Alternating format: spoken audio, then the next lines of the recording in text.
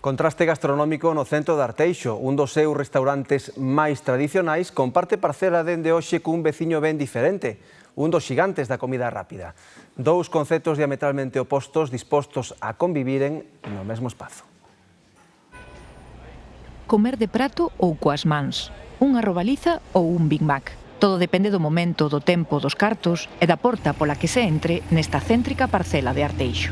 Pareceme ben, que está ben, que para rapaces e para a xente que queira ir aí, hai dúas cousas xuntas. Ese era un restaurante onde iban os políticos e todo, onde facían as cenas estas grandes. Que eu que non son de McDonald's, son de tradicional. Gústame máis o cocido. No, a mí eso me parece una aberración. Es una pena, desde luego.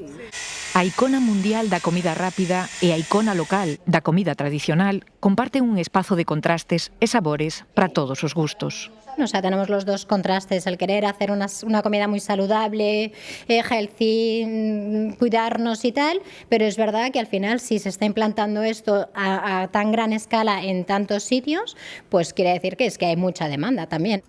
Lonxe do que poida parecer, aquí din que non hai rivalidade, de feito foron os donos do histórico restaurante de Arteixo os que lle alugaron a parcela do seu xardín ao xigante americano. Aparte de servirnos para evitar gastos y una aportación económica, pues nos ha servido también para aumentar la oferta con algo, yo no creo en la competencia, creo que la competencia nos mejora a todos.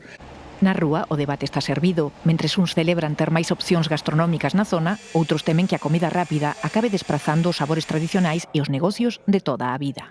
Ni me gusta esa comida, ni me gusta isto diante dun edificio como ese que é de toda a vida.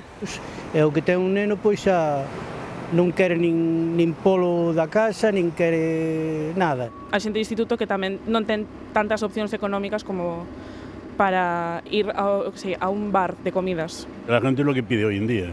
No un restaurante de 5 estrellas, 3 estrellas, la gente que quiere, los jóvenes quieren esto.